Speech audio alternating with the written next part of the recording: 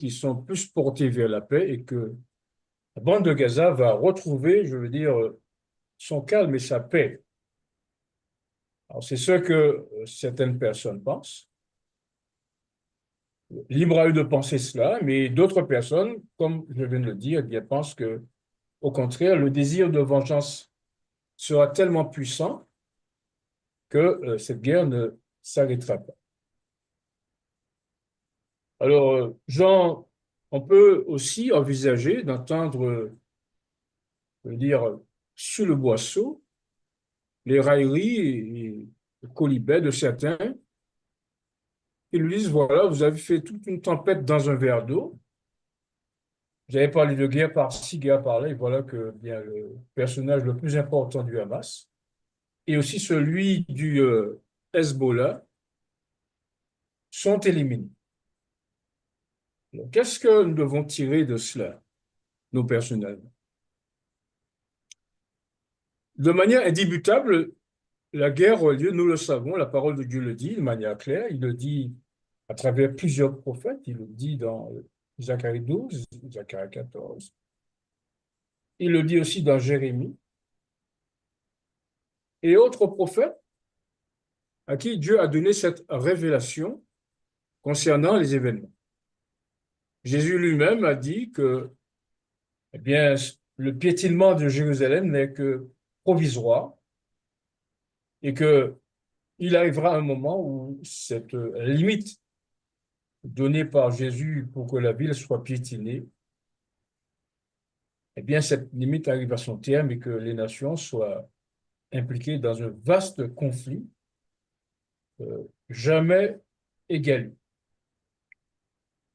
Alors, nous disons que notre objectif, ce n'est pas d'évaluer les événements, de prendre parti pour celui-ci ou celui-là, de ne pas nous contenter d'être spectateurs de la question, mais que nous puissions en être les acteurs virtuels,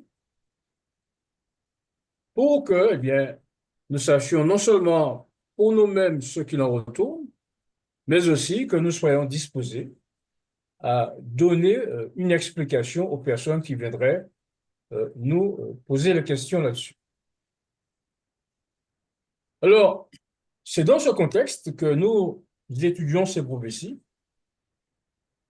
et notre objectif, c'est de sensibiliser tous nos frères adventistes, afin qu'ils sachent que, bien, lorsque le moment sera venu, lorsque la guerre battra son plein, Dieu va purifier son Église. Et lorsque nous parlons de purification, nous ne parlons pas de cette fois de purification virtuelle, nous parlons de purification réelle, notamment selon le livre d'Ézéchiel, selon le livre d'Amos, Amos 9, verset 10, selon Ézéchiel, Isaïe 34, selon Isaïe 63, où le prophète Isaïe vient voir quelqu'un retourner de, pour lui de la vigne, et il pensait que ses vêtements étaient teints de jus de la vigne.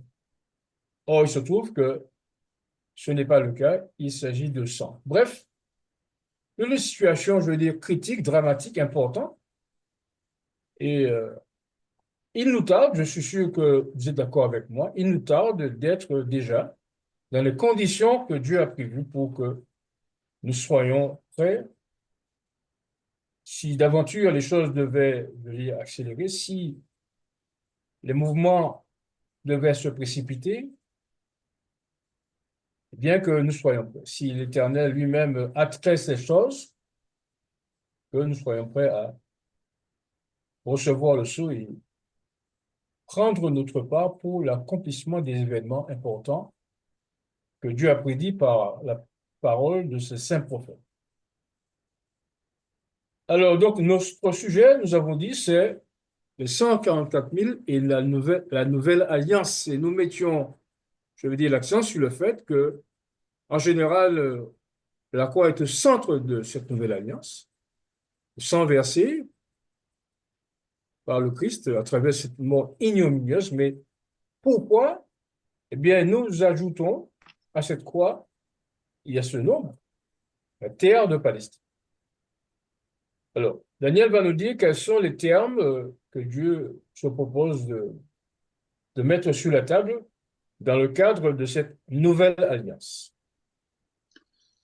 Voici, les jours viennent, dit l'Éternel, où je ferai avec la maison d'Israël et la maison de Juda une alliance nouvelle, non comme l'alliance que je traitais avec leur père le jour où je les saisis par la main pour les faire Exact. sortir du pays d'Égypte.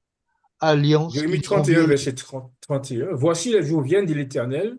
Ah là là, Je il vous ferai avec raconte la pas, maison Edgar. d'Israël et la maison de Juda une alliance Frère Bolo, nouvelle. Frère Bolo, Non comme l'alliance que j'ai traitée avec Il a un leur père problème. le jour Frère Il où Bolo. a je un les problème. saisis par la main pour les faire sortir du pays d'Égypte. Essaie de.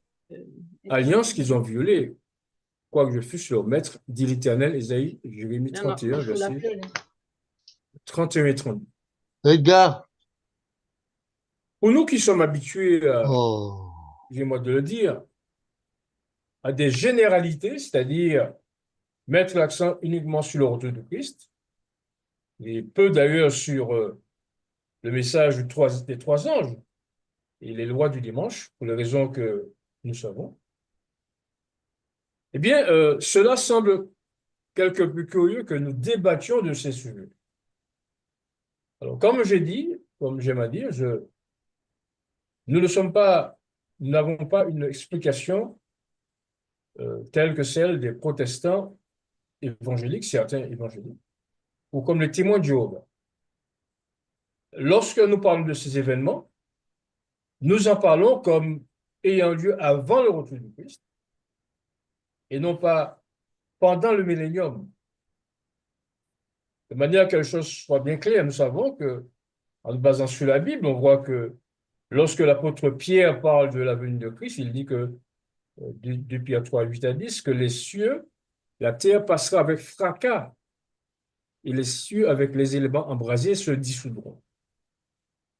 Nous disons aussi que Jean a vu dans Jean 20, verset 4, la terre comme un abîme. Et si la terre est comme un abîme, eh bien, il ne peut y avoir vie.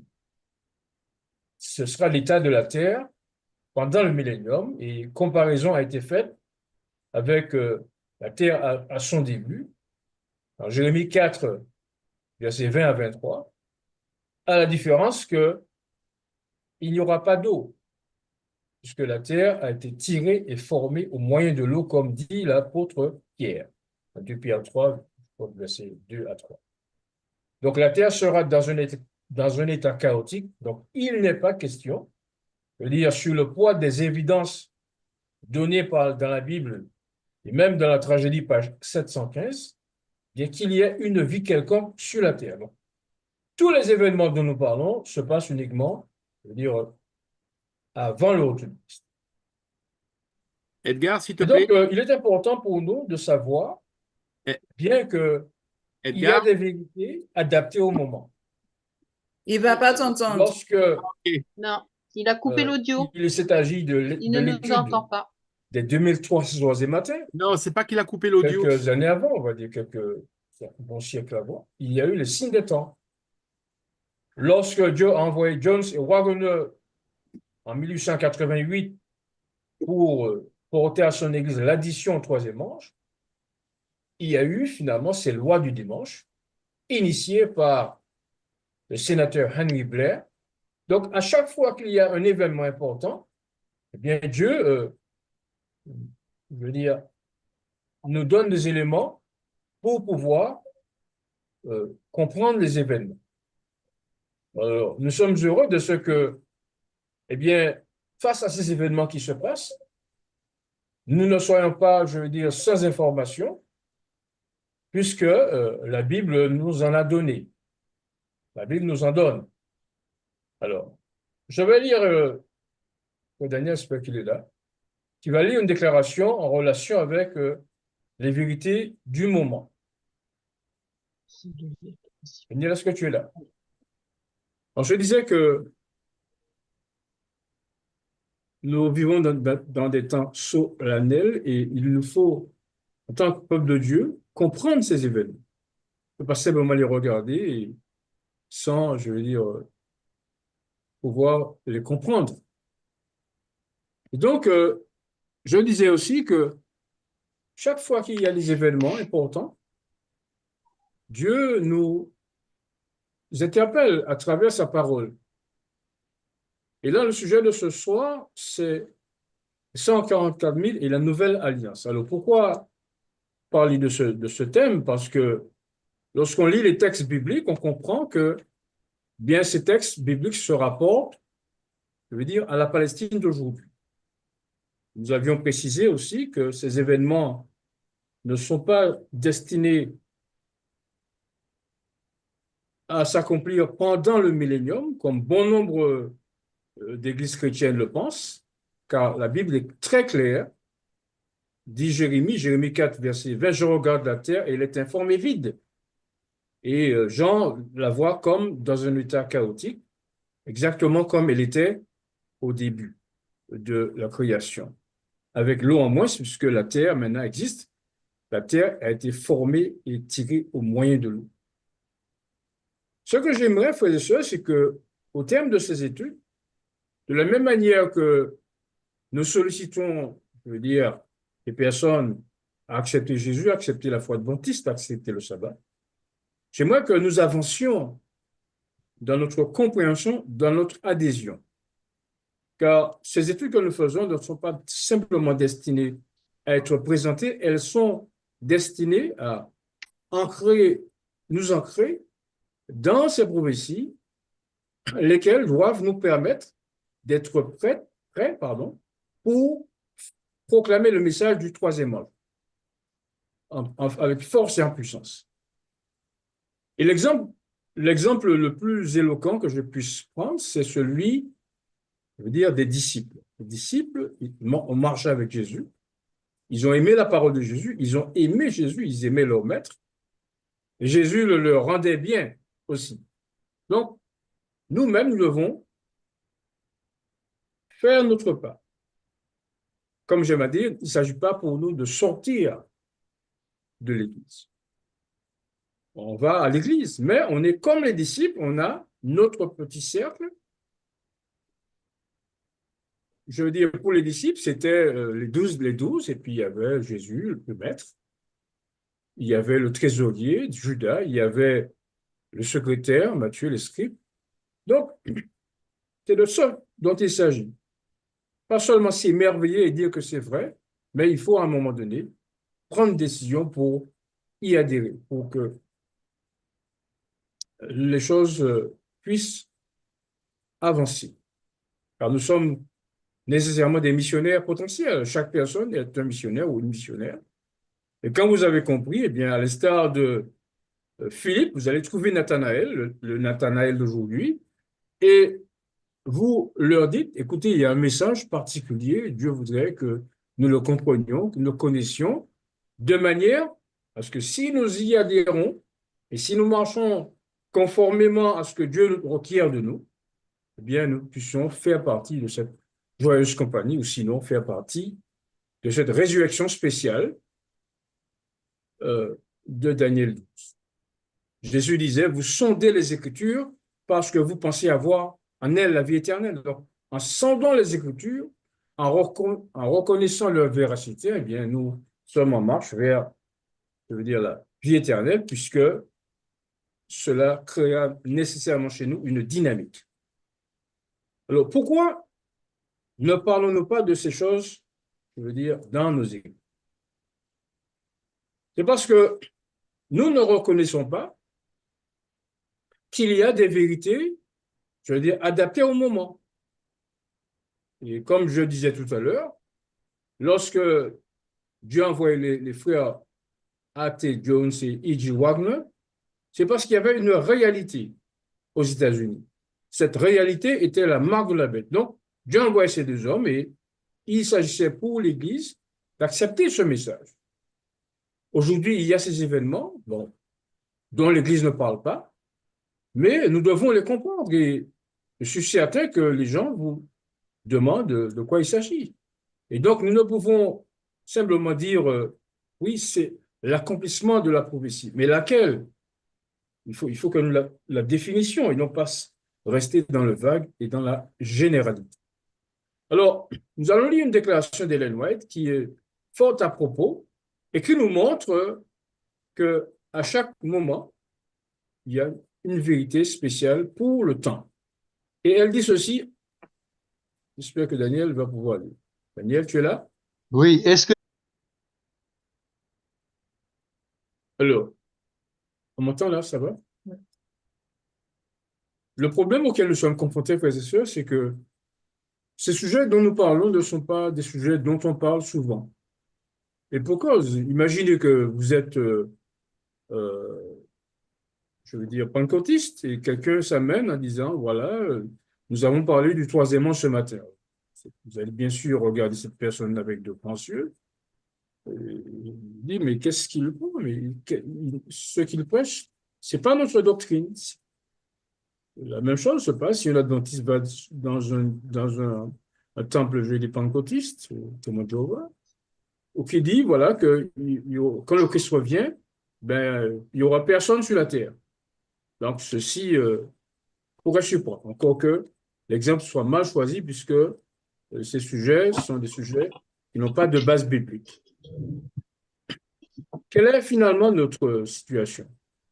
Et je prends le temps d'en parler parce que c'est important que nous en parlions, que nous en débattions, car le Seigneur, au fur et à mesure qu'il va vous permettre, j'espère, d'être convaincu de la vérité, il va vous demander de faire un petit plus, comme Philippe et André ont fait lorsqu'ils ont entendu Jean-Baptiste parler de Jésus.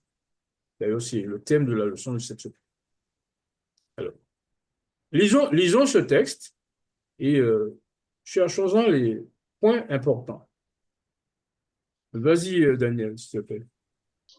la Bible laisse clairement entendre que les hommes choisis par Dieu pour diriger les grands mouvements destinés à poursuivre son œuvre de salut sur la terre sont tout spécialement placés sous la direction de son esprit. Ces hommes ne sont que des instruments dont Dieu se sert en vue de la réalisation de ses desseins de miséricorde. Chacun d'eux a son rôle à jouer. Chacun reçoit la mesure de lumière adaptée aux besoins de son temps et suffisante pour accomplir la tâche qui lui est confiée. Mais aucun de ces hommes, si honoré du ciel qu'il ait été, n'est parvenu à une parfaite intelligence du grand plan de la rédemption, ni même à une juste appréciation du dessein de Dieu pour son époque. L'homme ne peut comprendre parfaitement ce que Dieu se propose d'accomplir par le mandat qu'il lui confie, ni voir toute la portée du message dont il est le héros. La tragédie des siècles, chapitre 19, page 371, deuxième paragraphe. Aucun homme, dit-elle, fût aussi honoré du ciel, bien, il n'est pas parvenu à comprendre le plan de la rédemption et le projet de Dieu. Je prends un exemple qui est simple, Luther, par exemple. Luther, ça a été le chantre, je veux dire, de la foi. C'est lui, grâce à ses paroles, bien, il disait d'ailleurs, pendant que je dormais, les paroles que je prononçais renversèrent la papauté. Or, Luther, les luthériens, jusqu'à aujourd'hui, pratiquent le baptême par aspersion. Pourquoi les luthériens, avec le niveau, je veux dire, qu'ils ont eu et la façon dont Dieu s'est servi d'eux, pourquoi les luthériens ne font-ils pas le baptême par, je veux dire, immersion? C'est ce qu'elle veut dire. Alors, nous pourrions nous demander, est-ce que la sœur White entre dans la catégorie de ce qu'elle vient de dire? Alors, il y a une chose assez particulière s'agissant des gens à qui nous faisons part de ce message. Je prends le temps de le faire parce que nécessairement nous serons, je veux dire, tôt ou tard, confrontés. Vous serez tôt ou tard confrontés, vous qui êtes là pour la première fois, vous qui débutez dans le message. Donc, vous serez amenés à défendre la vérité. Donc, il faut que vous ayez donc des arguments. Alors, à quoi assiste-t-on? On présente ce message, on prend la Bible. Alors, il y a des gens qui, derrière, passent pour dire que la sœur White, on n'en veut pas. Alors, on prend la Bible uniquement.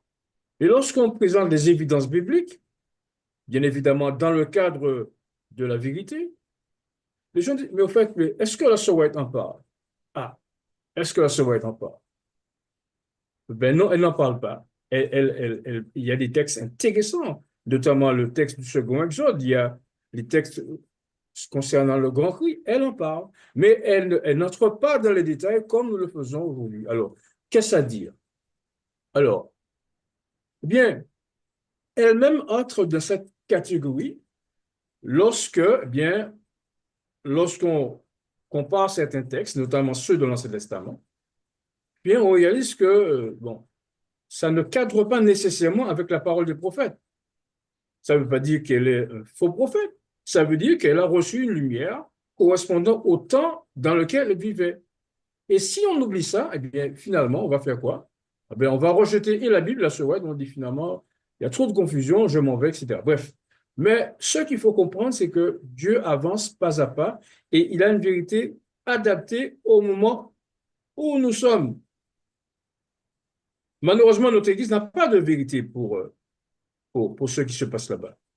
Parce qu'elle n'a pas accepté l'addition. Déjà, elle n'accepte pas le principe de l'addition. Bref. Alors, regardez comment la Sourate elle-même a été confrontée à cette situation et comment elle va expliquer la déclaration qu'elle vient de lire, selon laquelle, eh bien, il y a des personnes qui reçoivent une vérité adaptée au moment et suffisante pour le temps présent, c'est-à-dire le temps dans lequel on vit. Alors, regardez ce qui s'est passé du temps de Jones et de Waggoner, en tout cas Waggoner. C'est important. Le Seigneur lui a donné une lumière particulière. E.J. Waggoner peut enseigner la justification par la foi plus clairement que moi, dit Sir White. Pourquoi Sir... Tu m'entends là? Je t'entends. Ah bon.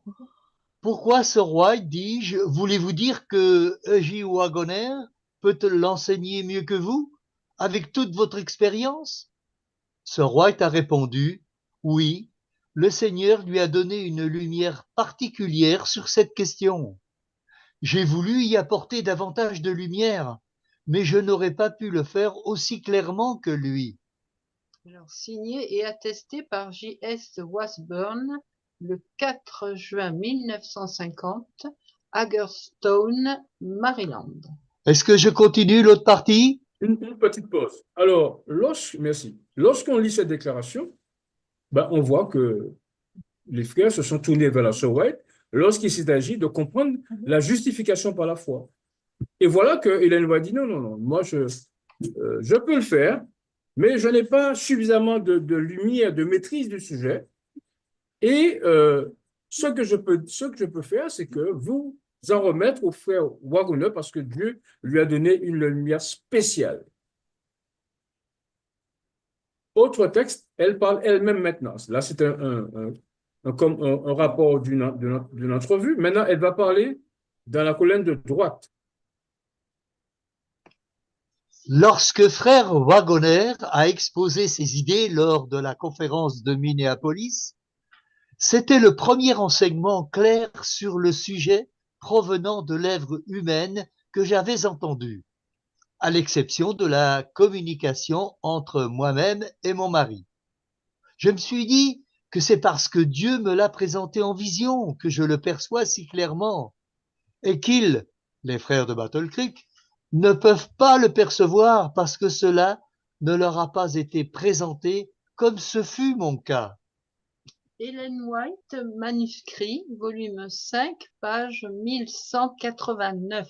Alors, j'aime toujours prendre établir une fondation sur laquelle nous bâtissons. Et quand cette fondation est bien faite, eh bien, nous avançons. Donc là, elle dit que Waggoner a reçu plus de lumière, donc elle ne peut pas parler mieux que le frère Waggoner parce que Dieu lui a donné une lumière spéciale.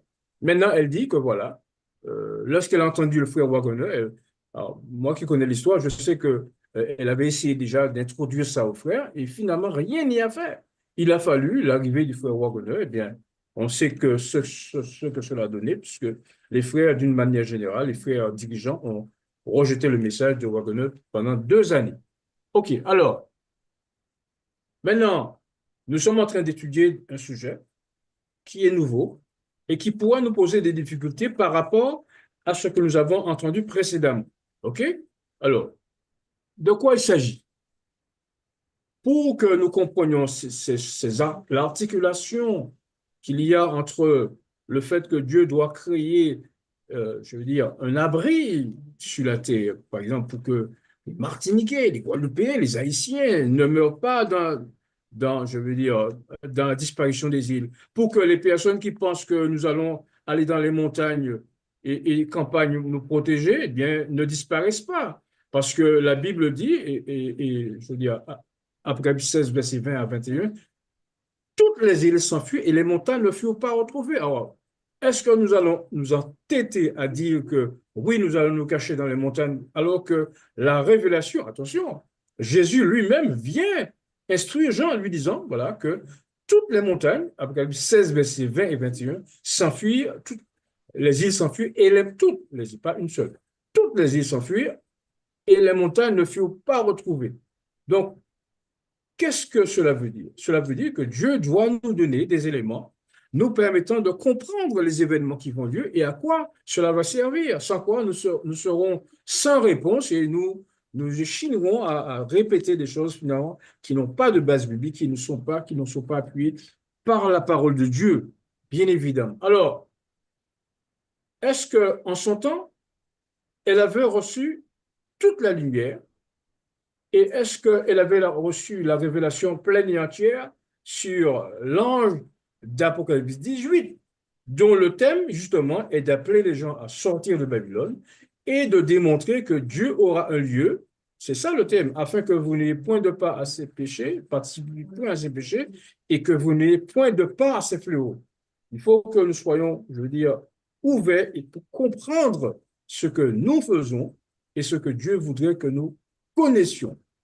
Alors, qu'est-ce qu'elle dit à ce sujet? Regardez plutôt, écoutez plutôt.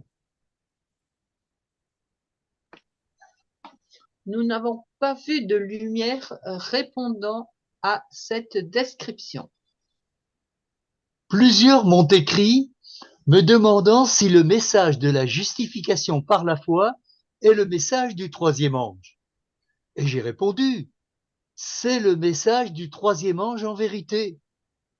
Le prophète déclare, après ces choses, je vis un autre ange qui descendit du ciel avec une grande puissance, et la terre fut éclairée de sa gloire.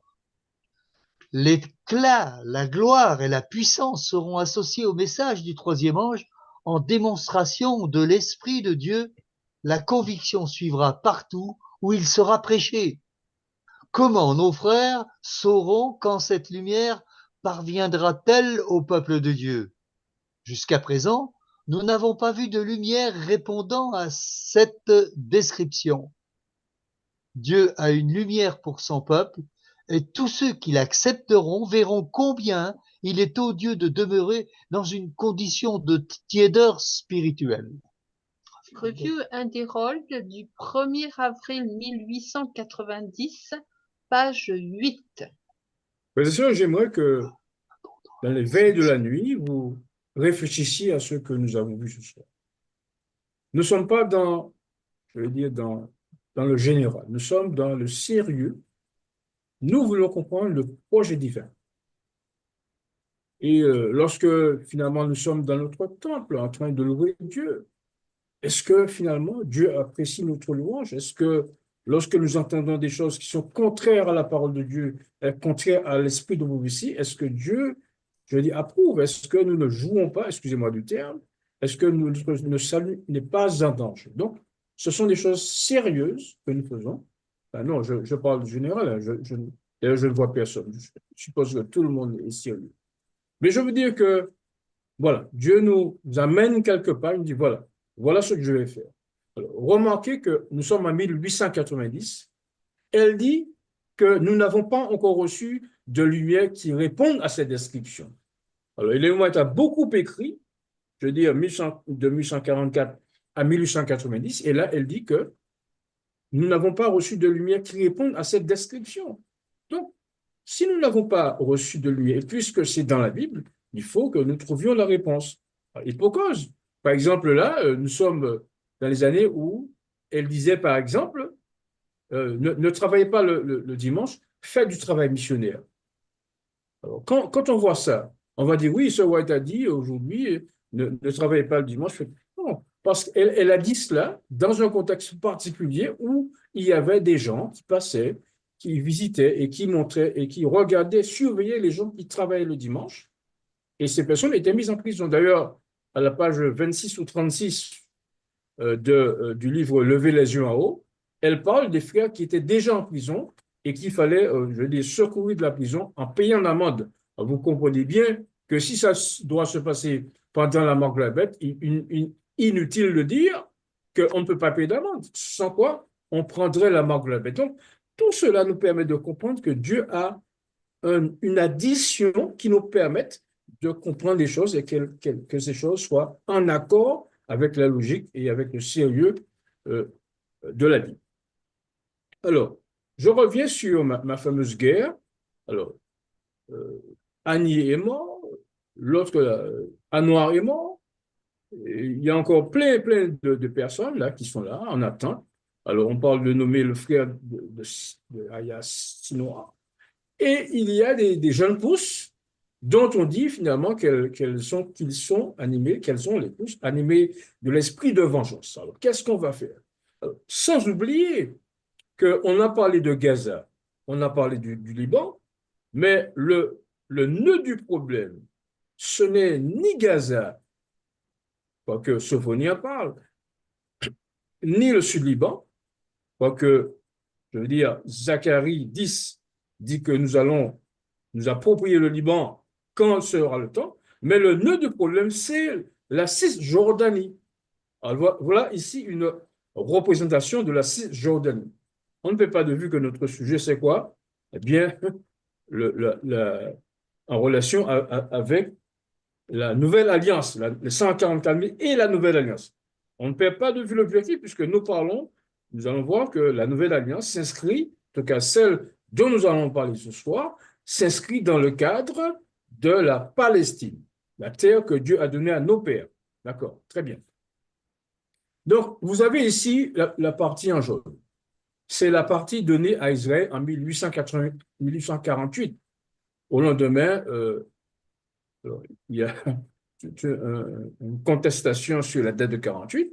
Alors, c'est vrai qu'il y a eu un vote pris par les Nations Unies, mais je veux dire, avant ce vote, eh bien, il y a eu finalement beaucoup de difficultés, il y a eu beaucoup de combats, il y a eu la fameuse Haganah qui, je veux dire, torpillait certaines choses. Bref, il y a eu du sang versé pour l'établissement de comme je dis Palestine, ou Jérusalem, je veux dire Israël. Donc, toute cette partie en jaune, c'est, je veux dire, Israël. Et cette partie ici, c'est la Cisjordanie. C'était une région donnée aux Palestiniens. Alors, il y a eu la Cisjordanie et plus au sud, il y a la bande de Gaza. Normalement, on aurait dû avoir un vert, je veux dire, simple, un vert clair, comme nous voyons ici. Mais là, vous remarquez qu'il y a des taches. Il y a des taches par ici, il y a des taches par ici et par là. Donc, ces taches sont les colonies d'Israël. C'est-à-dire qu'Israël, finalement, va considérer que cette terre, a tort ou a raison, on n'est pas là pour savoir, prendre parti, que cette terre relève depuis le temps de Moïse et qu'ils veulent fonder ce qu'ils appellent le Grand Israël. Et mis à part ces colonies que vous voyez ici, donc tout ça, ce sont des Israéliens, je veux dire, qui ont émigré de cette partie et ont habité dans la Cisjordanie réservée aux Arabes. Vous pensez bien qu'un jour ou l'autre, eh bien, les choses vont s'envenimer. Alors aujourd'hui, on ne parle pas tellement de la Cisjordanie. On parle que de Gaza, on parle que du Liban. Mais je veux dire, la chose viendra. Et non seulement on parlera de la Cisjordanie, mais on parlera, alors, il y a eu une recrudescence des colonies, je veux dire, israéliennes dans le territoire de la Cisjordanie réservé aux Palestiniens. Mais ce n'est pas tout. Il y a le gros problème de Jérusalem. Jérusalem, comme vous le voyez, comme Jésus avait dit, elle sera piétinée par les nations. Alors, qu'est-ce que nous avons? Nous avons le quartier chrétien, nous avons le quartier arménien, ben, un peu, je dis catholique, sauce, je dis orthodoxe, le quartier juif, le quartier musulman et le sujet crucial, c'est la Palestine, Jérusalem-Est, que les Palestiniens revendiquent comme leur future capitale, puisqu'ils considèrent Jérusalem comme étant un lieu saint. Bon, bon. Alors, voilà, ce sont des sujets sérieux, et nous voulons comprendre, puisque c'est ça l'objectif, comprendre pourquoi ce conflit a lieu et à quoi servira-t-il lorsqu'il sera résolu, non pas par les hommes, mais par Dieu lui-même, parce que nous avons inlassablement répété que Jérusalem, Zacharie 14, versets 1 et 2, Jésus, Dieu, rassemblera toutes les nations pour qu'elles attaquent Jérusalem. Et notre quête d'information en relation avec les 144 000 et la Nouvelle Alliance, eh bien, nous amène d'abord à parler de notre Père. Vous êtes déjà habitué à ma terminologie. Le premier d'entre eux, Abraham. De quoi il s'agit? Qu'est-ce que Abraham, finalement, quelle est son implication dans cette affaire?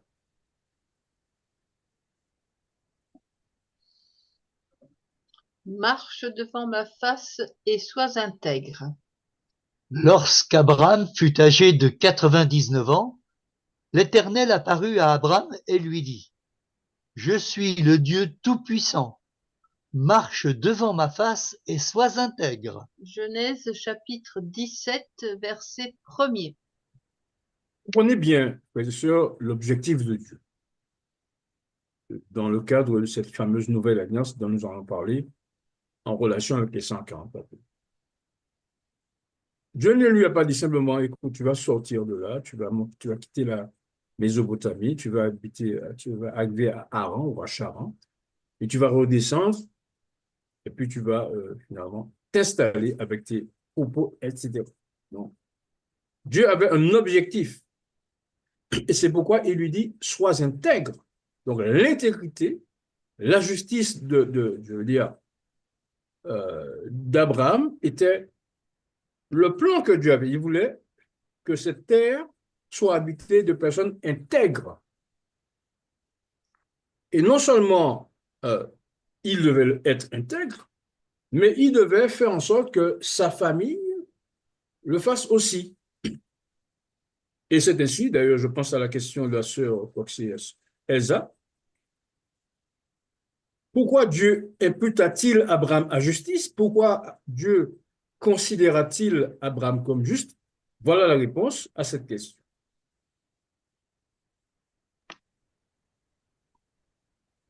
Abraham crut à Dieu et cela lui fut imputé à justice.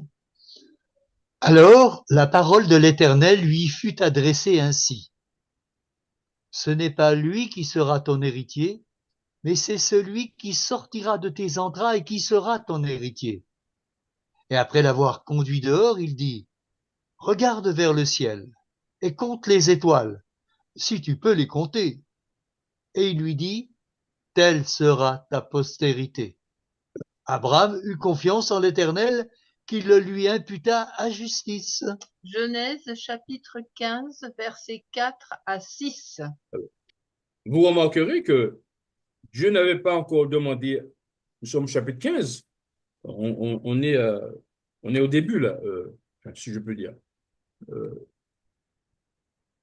Le fils Isaac, on demande qu'il soit immolé au chapitre 19. Donc, versets 12 à 15, Dieu parle avec lui, Dieu lui montre ce qu'il attend de lui et comment il veut qu'il soit imputé à justice en croyant à ce qu'il va faire, ce que Dieu va faire pour lui. Donc, cela montre que la notion de justice ou de justification est une notion ample.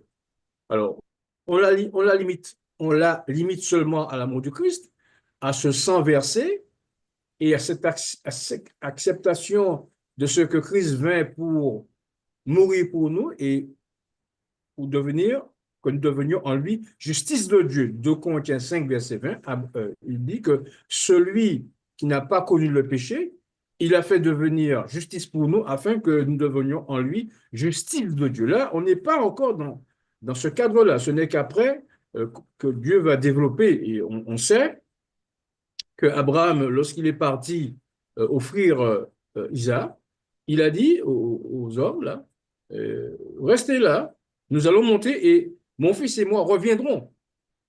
Alors, est-ce qu'il croyait vraiment ce qu'il disait? Est-ce qu'il l'a dit pour le dire? Mais en tout cas, dans Hébreux 11, je crois que c'est le verset 26, il est dit que Abraham finalement dit cette chose-là, parce que, eh bien, il croyait que même si Isaac devait mourir, Dieu le ressusciterait. Vous voyez où va la foi d'Abraham.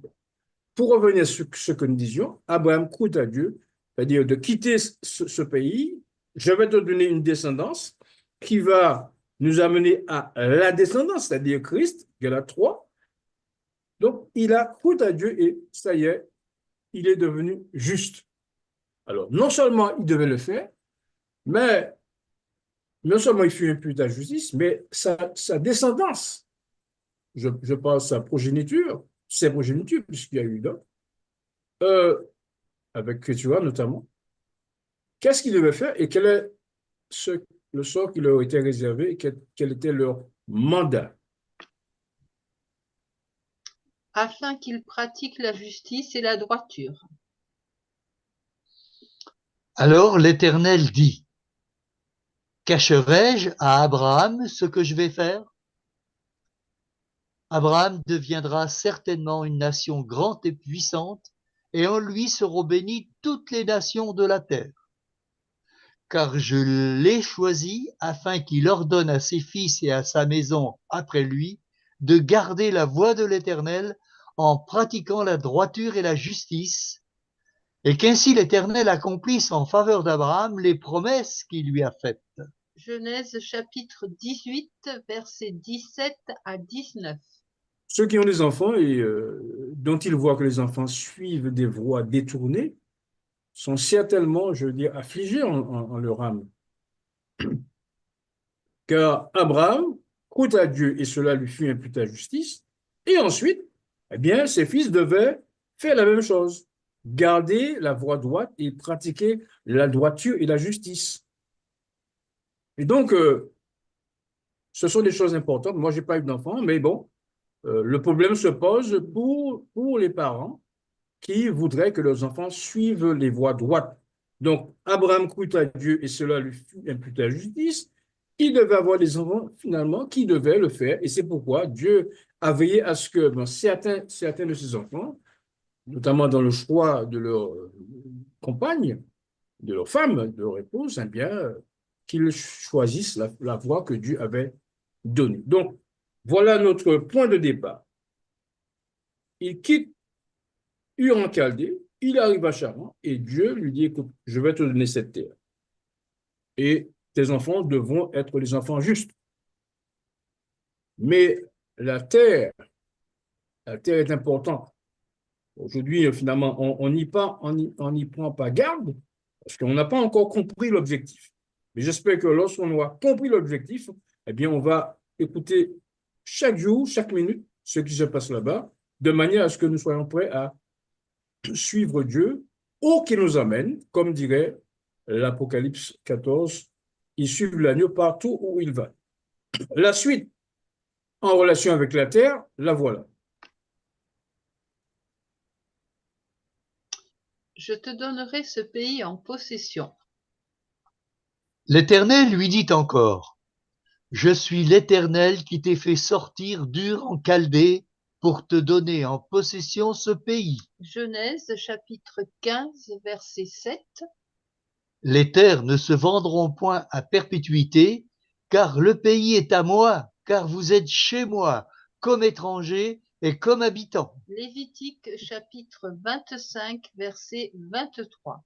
Quand j'ai lu ce texte pour la première fois, vous êtes étrangers chez moi, un texte, une terre que Dieu avait pris le temps de chercher, Ézéchiel 20, versets 5 et 6, et Dieu lui dit, voilà, vous êtes étrangers chez moi, donc vous ne vendrez pas la terre à perpétuité. À un certain moment, la terre devait retourner à celui qui l'avait précédemment. Donc, la question de pays. Notre problème à nous aujourd'hui est de savoir est-ce que ces prophéties, finalement, sont encore valables, sont encore en vigueur, du fait de la venue de Jésus. Et que, bon, on ne parle plus de cela, on doit simplement parler de cette cité. Ils en attendaient une céleste. Et si nous insistons là-dessus, pourquoi nous insistons sur ce sujet et qu'est-ce que cela signifie que ces adventistes-là qui veulent ne parler que de Jérusalem, que de la Palestine, qu'est-ce que cela veut dire?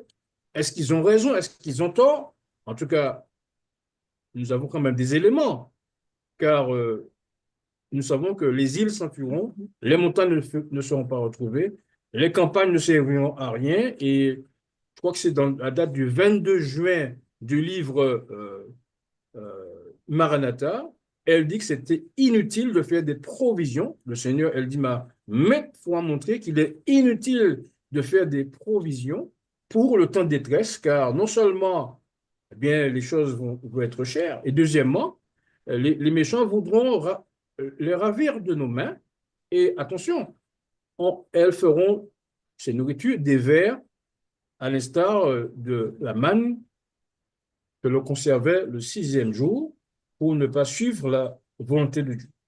Nous rappelons que du 1er au 6, si vous faisiez des conservations, eh bien, des vers s'installaient dans votre manne, mais c'est seulement le sabbat que la chose se passait bien. Donc, je pense que nous avons compris où nous allons. Justice, terre. Maintenant, Jésus arrive.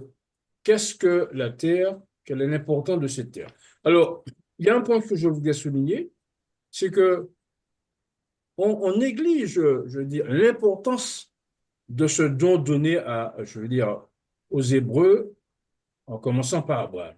Mais regardez ce que Dieu disait lui-même, le psalmiste, par lui, du psalmiste, de cette terre et de ce qu'il a fait la concernant. Dieu l'a érigé en alliance éternelle. Il se rappelle à toujours son alliance, ses promesses pour 1000 générations, l'alliance qu'il a traitée avec Abraham et le serment qu'il a fait à Isaac. Il l'a érigé pour Jacob en loi, pour Israël en alliance éternelle, disant, je te donnerai le pays de Canaan comme héritage qui vous est échu. Psaume 105, versets 8 à 11. Je ne sais pas si nous voyons la portée de cette phrase, de ce verset. Il se rappelle, non pas simplement, mais a toujours son alliance, ses promesses pour 1000 générations. Et le fait qu'il ait donné on parle ici d'alliance, en relation avec quoi? En relation avec la terre. Il a érigé pour Jacob en loi, pour Israël en alliance éternelle, disant, je te donnerai le pays de Canaan comme héritage qui vous est échu. Alors vous me direz, oui, d'accord, mais Dieu avait donné la circoncision, je veux dire, comme quelque chose de perpétuel.